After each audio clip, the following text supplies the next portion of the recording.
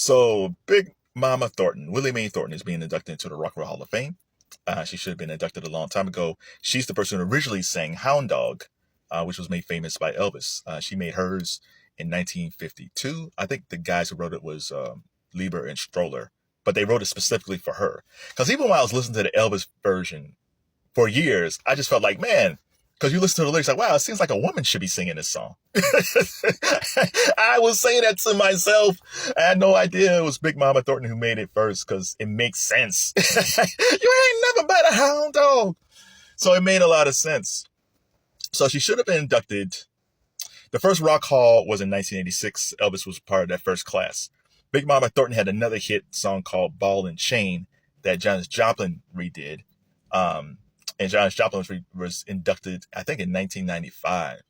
So in between 86 and 95, Big Mama Thornton should have been inducted for her contribution to rock music. If it wasn't for Hound Dog, we might not have an Elvis. We probably still would have had an Elvis, but that was like one of his signature songs. And it's made by this talented black woman who played guitar, drums, played harmonica, all self-taught. She follows Sister Rosetta Tharpe, who was inducted in 2018. The sad thing about Big Mama Thornton is that she died in a boarding house, penniless. She died at 57, and she had heart and liver issues. The thing about when you hear about those tales of the past is that how black folks lost their rights to their publishing and never given credit for anything. And this is where when Michael Jackson bought the Beatles catalog, there was a bunch of other songs that was in that catalog. And in the Beatles catalog, there was also Sly Stone and Little Richard. And Michael Jackson gave their publishing back to Little Richard and Sly Stone. And I wish that Sister Willi Mae Thornton, Big Mama Thornton's catalog, or songs at least, was in there. So he could have given them to her before she ended up dying broke. So, how do we continue the legacy of Big Mama Thornton? Well, if you got a kid and you know that your kid liked playing instruments, like let's say they was in a summer program, it's like, oh my God, I love playing drums. So if you got a kid who loves playing drums, but you can't afford a drum set, I would say, boy or girl, I would say buy some drumsticks. That's the cheapest thing you can buy. Drumsticks are pretty cheap. And you can get a drum pad. Drum pads can cost between $10 to $20. It's a piece of wood and has rubber on it, and you're kicking drum away on it. You know, I used to use a drum pad a lot. I think my parents did buy me a drum set, but it was too loud and drove my mom crazy. So I had to practice on the drum pad. Or if you can't have the drum pad, or can't find a drum pad, a cheaper version is just get a pillow, and if the kid can play along with the drumsticks to a song. I mean, I did this with Every Breath You Take. I did that with Van Halen's Jump. I did that for Phil Collins' In the Air Tonight. You're just wailing away on these cushions. but you're learning coordination and learning how to play.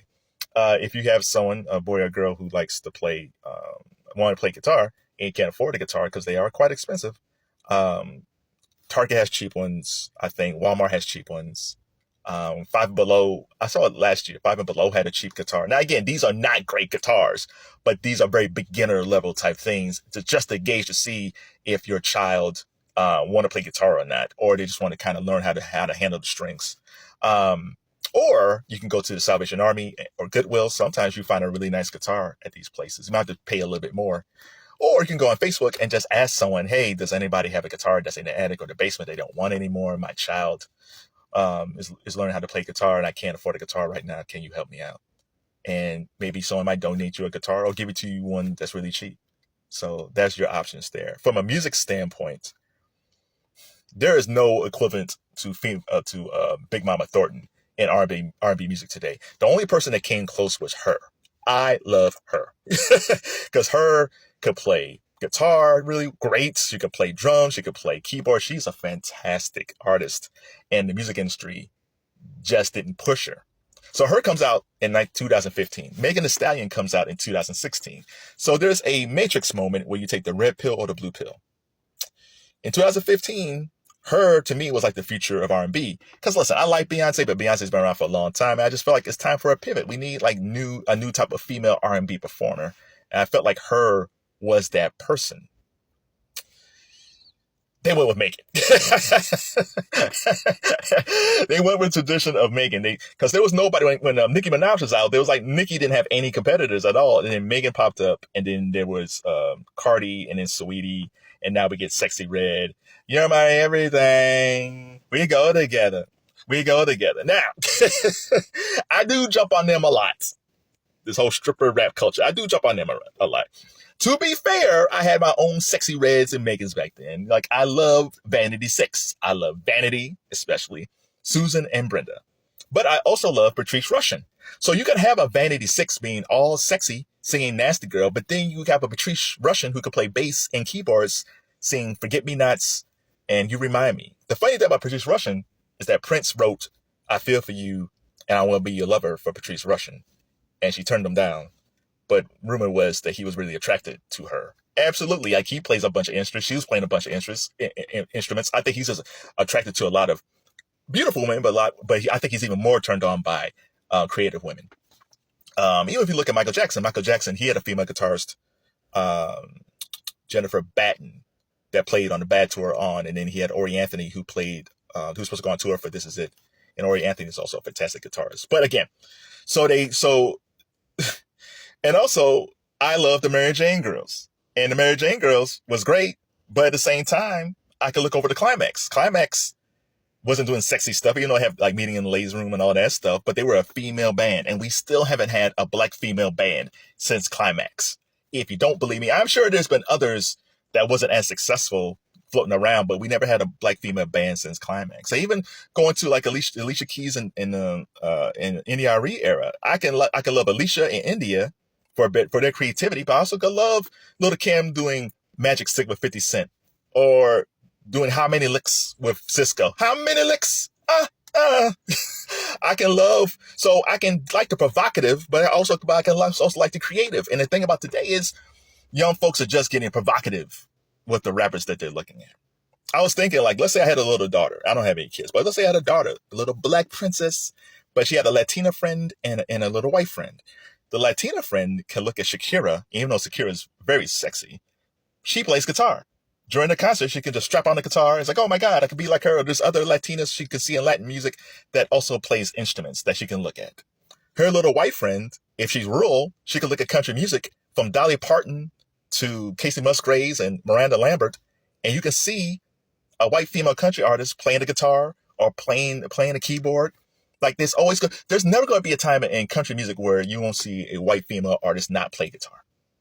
And these little white rural-like girls going to see this. Now, if she's suburban, she only has to look at Taylor Swift. Now, Taylor Swift is not the greatest guitar player in the world, but she knows every time I see a Taylor Swift in concert, there's going to be a moment in Taylor Swift's concert where she straps on the guitar and she starts strumming. How many little suburban girls was going to say, like, oh my God, I started my band because I saw Taylor Swift when I was 10 years old or 13 years old, and it inspired me. Now, my little black princess here, who does she have? I mean, there's her, but I don't even know when the next time her's going to come out with anything. Like, the only thing she has is like Megan and Cardi and all of them.